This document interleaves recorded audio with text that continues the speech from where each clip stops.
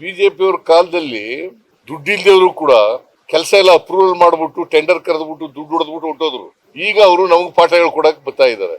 ಇವತ್ತೇನಾದ್ರೂ ಆರ್ಥಿಕವಾಗಿ ಕರ್ನಾಟಕ ರಾಜ್ಯ ದಿವಾಳಿ ಆಗಿದ್ರೆ it is BJP which is responsible.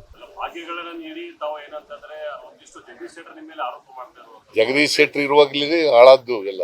Basavaraj Bommai, Yediyurappa, Jagadish Shettar ಇರುವಾಗಲೇ ಎಲ್ಲ ಹಾಳಾಗಿರೋದು. ಕರ್ನಾಟಕದಲ್ಲಿ ನಾವು 4,09,549 ಕೋಟಿ ರೂಪಾಯಿ ಬಜೆಟ್ ಮಾಡಿಸಿದೆ. ಹಿಂದಿನ ವರ್ಷ ಎಷ್ಟು ಬಣಿಸಿದೆ? 3,71,000 ಕೋಟಿ ಬಜೆಟ್ ಮಾಡಿಸಿದೆ. ಅಂದ್ರೆ ಸುಮಾರು ಎಷ್ಟು ಜಾಸ್ತಿ ಆಯ್ತು? 38,000 ಕೋಟಿ ಜಾಸ್ತಿ ಆಯ್ತು.